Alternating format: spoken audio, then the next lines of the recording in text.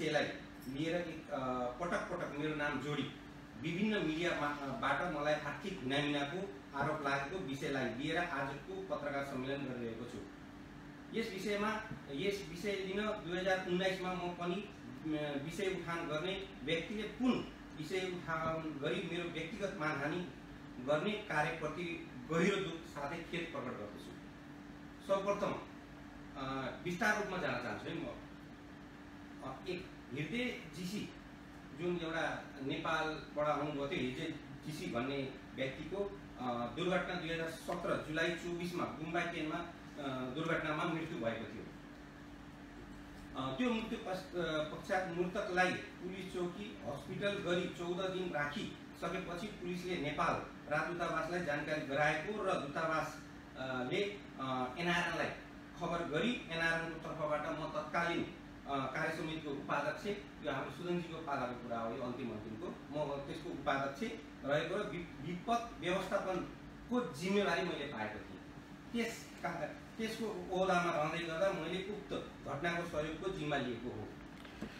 त्यस पश्चात मैले जापानिज कम्पनीलाई कन्ट्र्याक्ट गरेर मृतकको केही आफन्तलाई लिई गुम्बाकेन पुलिस चौकी इजुनी पुलिस चौकी गएर त्यहाँको थानकोसित भेटेर र नेपाल पठाउने आवश्यक तयारी कार्य मैले गरेको। 4 दुर्घटनामा बीमा रकमको दावी गर्नको निम्ति आवश्यक कानुनी प्रक्रिया पूरा गर्न जापानिज वकिल लगाउनु पर्ने नियमअनुसार यस प्रक्रियामा मृतकको एकजना प्रतिनिधि रहनु पर्ने र जापानमा रहेका मृतकको परिचित मान्छे, उहाँको लगभग 30-35 जना नजिकको मान्छेले नाममा पछि मृतकको बाबुको अनुरोधमा उहाँहरूलाई मैले भनिसकेपछि उहाँको बाबुको विशेष अनुरोध मलाई फोन मार्फतै उहाँको बुवाले अनुरोध गरेपछि म स्वयं त्यसमा मध्यस्थताकर्ताको भूमिका मैले निभाएको हुँ। यहाँहरूलाई मैले जाने कानुनी प्रक्रिया र आर्थिक लेनदेनमा वकिलले नै गरेको हो। यसमा मेरो कुनै पनि संलग्नता छैन। त्यो मैले पछि मेरो प्रुफहरू मैले यहाँहरूलाई देखाउँछु। वकिल माग बमोजिम आवश्यक कागजात नेपालबाट मगाउने, जापानमा त्यसलाई नेपालीलाई उल्था गर्ने र जम्मा गर्ने काम मैले सहयोग गरेको र 6 वर्ष सबै प्रक्रिया पूरा गरी पछि बीमा कम्पनीले मृतकको पाउने बीमा रकम मेरो खातामा जम्मा नभई यहाँ के उठाएछन् भने मान्छेहरूले धेरैले देवीलाल भण्डारीको खातामा पैसा आएको र वकिलको मेरो खातामा नआई वकिलको खातामा गएको, त्यो पनि मैले यहाँ प्रुफ हजुरहरूलाई पेश गर्दैछु। वकिलको सम्बन्धित कम्पनीमा जम्मा भएको र त्यही वकिलले आफ्नो पारिश्रमिक लिएर यहाँ तिर्नुपर्ने यहाँ दुईटा व्यवसाय हालिएको छ। एउटा इन्टरनेसनल कार्गोको लागि र एउटा यहाँ लोकल गभर्मेन्टको, यहाँ लोकलको लागि दुईटा व्यवसायलाई राखेर जुन व्यवसायहरूलाई पैसा तिर्न थियो त्यो पैसा उसले आफू मार्फत वकिल मार्फतै त्यो पैसा गएको मैले यहाँ पनि त्यो जानकारी गराएँ। अब मोटामोटी मैले बिमाको रकम भने बिमा प्राप्त रकम यहाँ 4200 मान भन्ने कुरा जुन बाहिर आएको छ उसको बाबुले पनि अब लेखेकै छन्। र मैले यहाँलाई अर्को कुरा के भन्न चाहन्छु भने त्यो निवेदक भनेको उनको बुवा हो। यसको प्रुफ अहिले मैले यहाँ गर्छु। मैले उनको दाइ अथवा उनको भाइहरू यसमा कुनै पनि यसमा संलग्नता छैन। उनको बुवा हो, नोमिनेट भनेको उहाँको बुवा हो। त्यो हुनाले बुवाले गरेको यो यस्ता यी निवेदनहरू बुवाले लेखेको भए अझ राम्रो हुन्थ्यो होला होइन। तर उहाँको छोरा उहाँको भयासी प्रब्लम के छ त्यो हामीलाई थाहा छैन। तर पनि मैले यहाँ भन्नु बिमा मार्फत प्राप्त रकम 2649 मा 264900 चावडा 0 है। प्राप्त मिति 2018 4 महिनाको 12 तारिक यो वकिलको खातामा आएको। वकिलले नेपाल मृतकको बाबुलाई पठाएको रकम 1019031688 1090 मान 119031668 है। त्यो लेखिराख्नु होला 668 190311688 त्यो रकम नेपाल पठाएको। यो रकम मेरो खातामा आएको पनि होइन, मलाई पठाएको पनि होइन। यो रकम वकिलको खातामा आएर वकिल मार्फत यो पैसा नेपाल गएको छ, यो पैसा र रकम गएको। वकिलको खर्च उसले आफ्नो वकिल गरेको मार्फत 324 मा 324,000 प्लस सोखिजे। त्यतिखेर मेरो विचारमा 8% थियो क्या, कति थियो, 10% थियो कि 8% थियो होइन, त्यो हिसाबले 8% होला 18। बाँकी रकम 421 मा 8,312 421,8312 मध्ये यहाँ लागेको खर्च मृतकको लास नेपाल लैजान लागेको लगायतको खर्च रहेका छन् र जसको बिल विवरण हामीले सबै कुरा वकिललाई पठाएर वकिलले ती बिल लगेर होकेन खाइसामा बुझाएपछि बल्ल पैसा झर्ने हो। त्यो पहिले हामीहरूले पैसा झरेर बिल बुझाउने होइन कि हामीले त्यो पैसा वकिललाई वकिलले आफ्नो जुन सबै कुराहरू छ त्यो त्यसको यति खर्च लाग्यो भनेर उनको बुवा उनको दाजुभाइ सबैसित यहाँ त्यो पेपरमा पनि साइन गराएर लेप्चे लगाएर उहाँहरूले पठाउनु भएको छ गाविसबाट भेरिफाई गरेर र काउन्सिलर विभाग काठमाडौँले पनि भेरिफाई गरेर त्यो कुराहरू यहाँ मैले जानकारी गराउन चाहन्छु र रहेको छ जसको बिल विवरण वकिलसँगै रहेको र बुझ्न तथा तपाईहरुलाई यसमा केही कुरा लाग्छ भने मैले यो पेपरहरू सबै कुरा जसरी पैसा गयो त्यही हिसाबले यी कागजहरू सबै उहाँको बुवालाई पठाएर यस्तै एउटा पत्रकार सम्मेलन गरेर उहाँको बुवालाई हामीले बुझाइन्छ, उहाँ बुझाइन्छ र त्यस मार्फत उहाँको बुवाले फेरि जस्तो मलाई पहिला सहयोगको लागि अपिल गर्नुभएको थियो यहाँ जापानमा उहाँले अथवा इन्टरनेसनल वकिल लगाएर उहाँले त्यो कार्य गर्न सक्नुहुनेछ। र अब कुरो आयो कस्तो भन्नुहुन्छ भने यो 421 मानको कुरा हुन्छ। अब 421 मानमा तपाईको त्यसमा के आउँछ भन्नुलाई भने जस्तो जुन ठाउँमा दुर्घटना भएको ठाउँबाट एम्बुलेन्सले पुलिस चौकीमा लग्यो, हस्पिटल लग्यो, हस्पिटल लिएको भने यो तपाईको हस्पिटलको पनि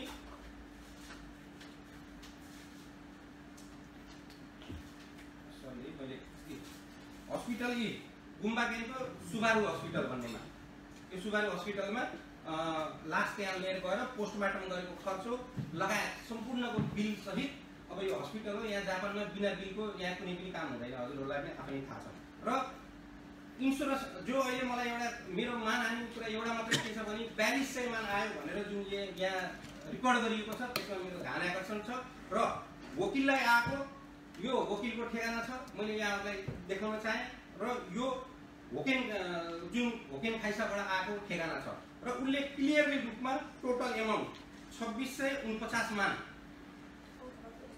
2649 मान र यसमा यो नेपाल पठाउनु भएको न वकिललाई मैले इङ्ग्लिसमा र जापानिजमा सबै ट्रान्सलेसन गरेर कहाँ कति उ भएको छ भनेर यो कुराहरूलाई पनि मैले क्लियरली यो कागज र यो नेपाल पठाएको यी डेट सहित राष्ट्रिय वाणिज्य ब्याङ्कमा उहाँको पैसा गएको छ।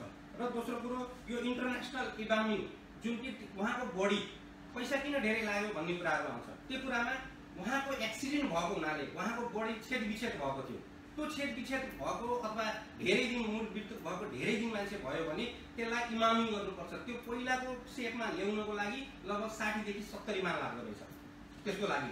र त्यो इमामिङ गरेको रिपोर्ट यहाँ कति के लाग्छ भन्ने कुरा यो रिपोर्ट र अनि यो कस्तो कुरा आयो, देवीलाल भण्डारीले आफ्नो खातामा पैसा मगाएर 4 करोड 4.5 करोड रुपियाँ आफ्नो खातामा मगाएर 2 करोड मात्रै, मैले अहिले यहाँ रिपोर्ट पनि सुनाउँछु उहाँको बुवाको 2 करोड मात्रै यहाँ दियो, अरू पैसा सबै कुरा नेपालले आफूले खायो भन्ने कुरा जुन इल्जाम आएको छ यो सरकारी कागज हो।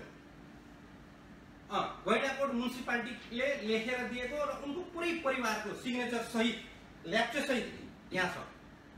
र यो के हो भन्नुहुन्छ भने यसमा तपाईहरुले पढेर हेर्न सक्नुहुन्छ, यहाँ क्लियरली रूपमा लेखेको के लेखाएर मगाएको छु भने यो पैसा यो फल्ना मान्छेको मृत्यु भयो, पासपोर्ट नम्बर यो यतिमा आएको, यति गरेको, यसो गरेको, नेपालमा कुन ब्याङ्कमा हाल्ने भनेर यो यहाँको कानुनलाई नेपालको सरकारले दिएको यो तपाईको भेरिफिकेसन हो यो पेपर, यो कुनै पनि मैले उसमा गरेको छैन। र यो कसरी गयो भनेर यो पैसा गएको पछिको नोटिफिकेसन सरकारी वकिलले नेपालबाट नोटिफिकेसन गरेर उहाँले मलाई यो पठाउनु भएको छ। यहाँ छ हैन। अब मैले यहाँलाई के कुरा राख्न चाहे भने निवेदनका कुराहरू, उहाँको आपसी मान्छेहरू, उहाँको दुर्घटना भएको यहाँ धेरै कुरा आयो कि होइन, कोही मान्छेको एकदमै गल्ती भएन भने उसको धेरै पैसा आउँछ, कोही मान्छेको बिल्कुलै आउँदैन। त्यस्ता केसहरू धेरै भएको हुनाले अब यी मैले यहाँहरूको सामने के राख्न चाहे भने यो सिन्नाम्सोमे भन्छ यसलाई, यसमा क्लियरली जापानीमा लेखेको छ यी पेपरहरू।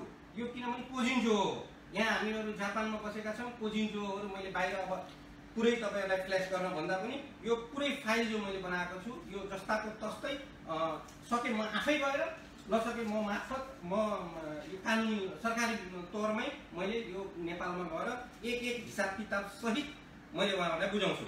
र यो पेपरहरू गर्नको लागि, ट्रान्सलेसन गर्नको लागि अरू हस्पिटल लको र अरू कुरा मैले उहाँलाई तपाईँहरूलाई एउटा अर्को सरी है मैले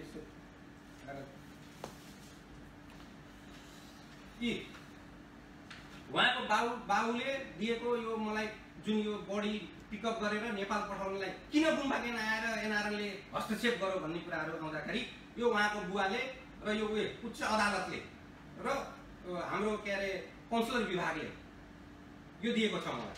र नेपाल राजदूतावासबाट नेपाल पठाउनको लागि मैले पर्मिसन लिएर नेपाल राजदूतावासले मलाई दिएको छ, सबैले हेर्नु होला।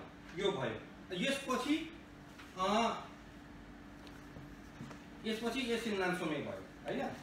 अब यहाँ कुरा के आयो तपाईहरुलाई एउटा क्लियर कुरा गरिदिन्छु। यो एक्सिडेन्टको कुरा 70-30 यहाँको भाषामा 70-30 भन्दो रहेछ। यो एप्लिकेसन मैले साइन गरेर मैले बुझेको, यो बढी बुझेको कागज, यो पुलिसको कागज हो।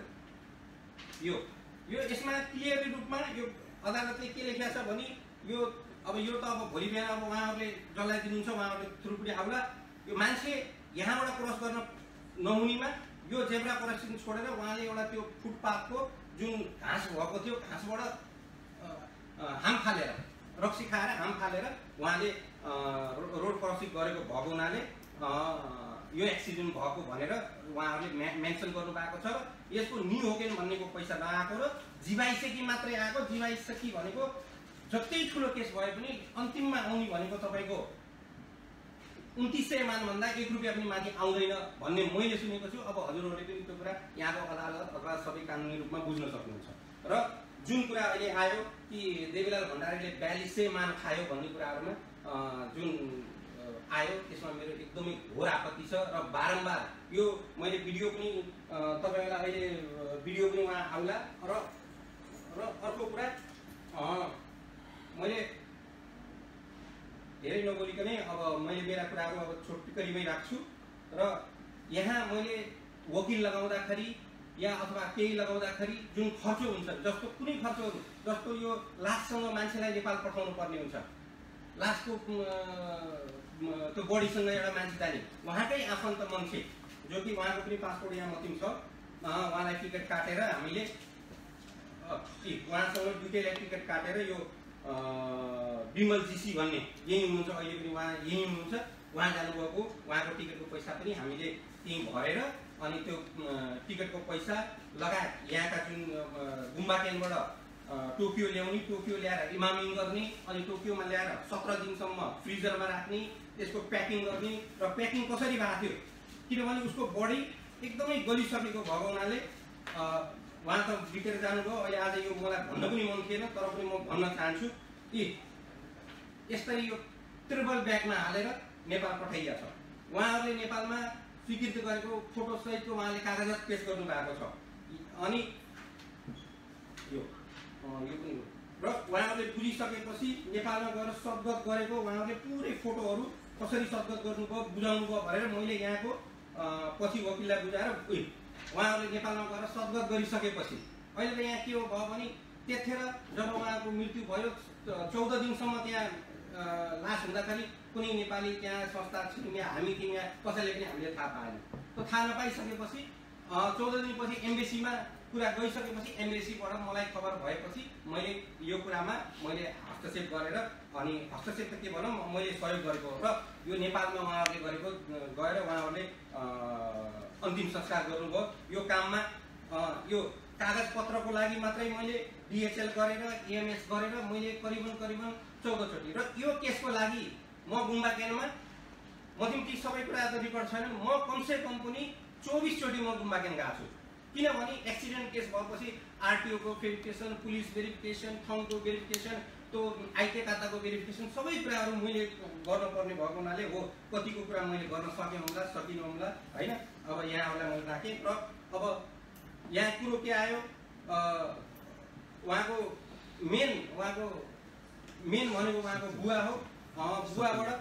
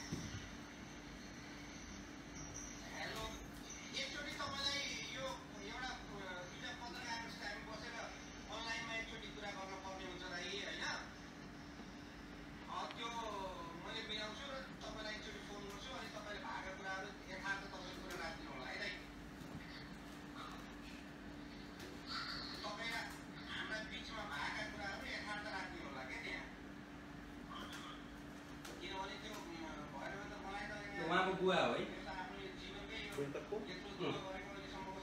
डाइरेक्ट कुराकानी गर्न सक्दैन हैन डाइरेक्ट उहाँले फोनै उठाउनु भएर मैले गरेको हैन त्यो चाहिँ कहिले गर्नुभएको कुराकानी यो अस्ति गरेको अनि यस्तो त फेरि उहाँकै बुवा भनेर हामी कसरी प्रुभ गर्ने मैले प्रुफ यहाँ देखाउँछु ठिक छ किनभने भोइस रेकर्डले त हामीले प्रुफ त हुँदैन त किनकि जनमासमा यत्रो कुरा आइसकेको छ उहाँको बुवासँग हामी प्रत्यक्ष कुरा गर्नु पाएको राम्रो हो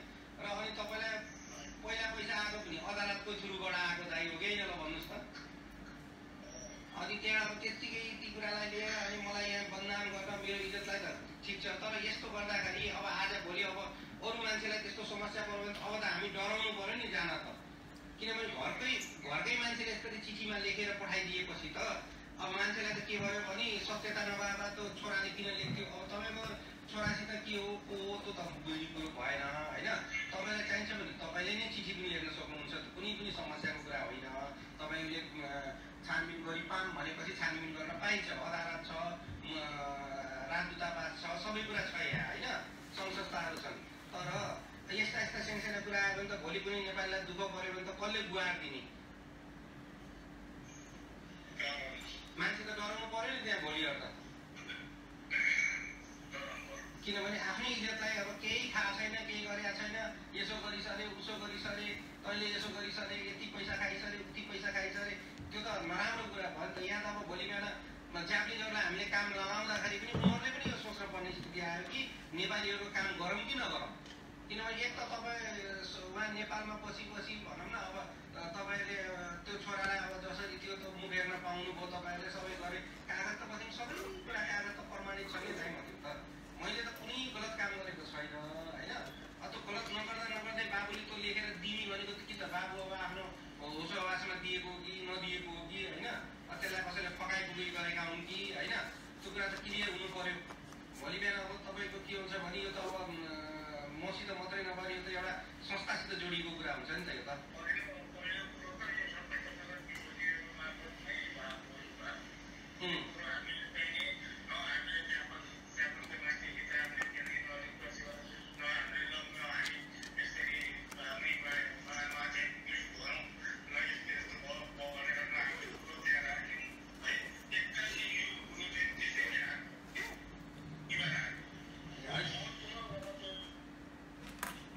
त्यही त बाबुले लेखेर दिएछ क्या, त्यही सबभन्दा ठुलो अरू कुरा त मैले उ गरेँ।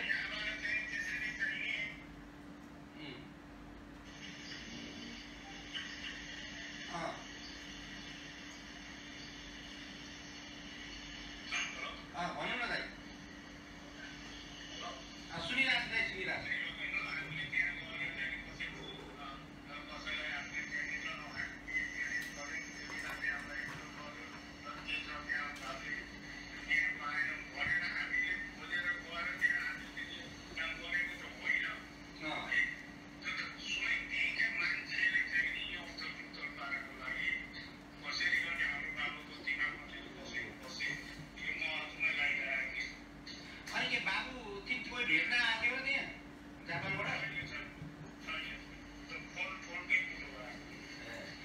त्यस्तो अहिले पनि के छ भने दाइ, अब त्यस्तो बाबुलाई त्यस्तो लाग्छ, त्यही समाजलाई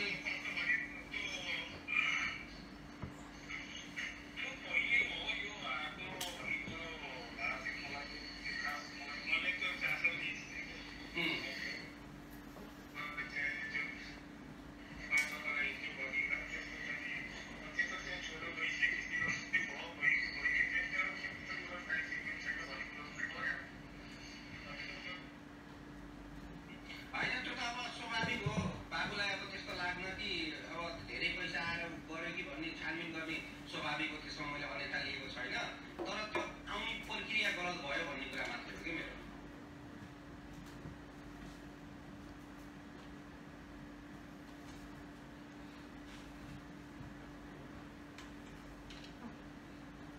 हेलो,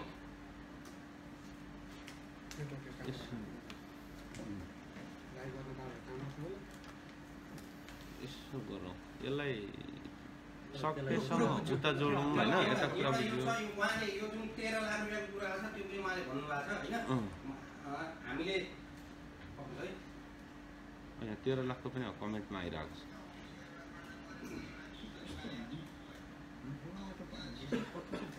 त्यही छ नि, यस्तो गर्नु पऱ्यो। तपाईँले क्लियर गर्नु, उहाँको बुवासँग कुरा हुँदा चाहिँ अहिले कल गर्नु पऱ्यो कि अब यो तपाईँको त्यो जुन रेकर्ड आएको उहाँको बुवाको भन्ने कसरी भन्ने हामीले त्यो आवाज त छ केटा मान्छे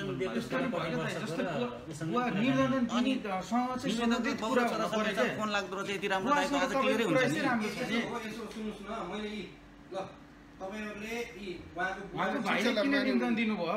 तपाईँलाई आएको त भाइ, उहाँको भाइ के दाइरे भाइले किन तपाईँलाई चाहिँ यहाँ दूतावास लगायत यहाँनिर त्यो तपाईँले एउटा कुरा यहाँ सुन्नु भएन, यहाँबाट पुरै खेलाइएको छ। मैले ओइ पनि भने यस्तो क्या दाइलाई म एउटा कुरा के भन्नु, आजको पत्रकार सम्मेलन भनेको तपाईँ क्लियर हुन लागि गर्न लाग्यो क्या, झन् बाध्य दाम कुरा के गर्दा मैले त्यहाँ मैले मेरा कुरा राखिदिन्छु, त्यसपछि हजुरहरूका कुराहरू हुन्छ ल तपाईले सिधै यो कुराहरू भइसकेपछि उहाँको बुवासँग मैले कुरा गरिसकेपछि अनि पैसाका कुराहरू पनि गरिसकेपछि उहाँले हामीले गरेको होइन यो कुराहरू हामीले भनेका छैनौँ भन्ने कुराहरू उहाँको बुवाले डाइरेक्टली क्लियरली उहाँले भन्नुभएको छ। त्यो अझै पनि मैले शान्तसित गर्छु। अहिले उहाँको बुवालाई मलाई यहाँसम्म के भनियो भने बुवालाई फोन गरेर मैले धम्काएँ अरे भन्ने कुरा पनि यहाँ कुरा बाहिर आए। अनि ती कुराहरू आउँदाखेरि मैले उहाँको बुवालाई कुनै पनि फोन गरेर अथवा भाइलाई फोन गरेर मैले त सिधै भनेको त्यो नम्बर लाग्दैन। यसो गरौँ न, मोहनजीले भोकेर निवेदन दिएको, मोहनजीले त्यो निवेदनमा नम्बर पनि उपलब्ध गराएको थिए। नम्बरमा फोन लाग्दैन र यो निवेदन हेर्नुहोस् न मैले ट्राई गरेँ, त्यहाँ फोन लागेन। मैले पनि गर्दा सकिन्छ भने त निवेदन ल्याउने को उहाँलाई चाहिँ बरु एकचोटि यहाँ जुटाइ अध्यक्षज्यू, सम्पर्क गराइदिनु न। ड्याडीसँग कुरा गर्ने भने नि तपाईँ म लगाइदिइहाल्छु नि। गुड हो यो हो नि सर क्या एकैछिन ल। अहिलेसम्म तपाईँ लाग्दैन भन्नु त्यहाँ त लाग्यो त्यो दाइ। होइन यहीँ हेर्नुहोस् न, मैले बिहानदेखिबाट फोन यो पनि क्लियर भइहाल्यो नि होइन। मन्जी नमस्ते। लाग्ने भन्नुभएको छ। यहाँ अध्यक्षजी हुनुहुन्छ, ड्याडीसँग अस्ति नै कुराकानी गर्नुभएको लाइभको रेकर्ड सुनाउनु भयो होइन। उहाँको फोन लागेन भन्नुभयो उहाँले। खास के हो कुरा? हजुर हजुर ए त्यही त उहाँको लागेन अरे। यहाँ अध्यक्षजी हुनुहुन्छ होइन।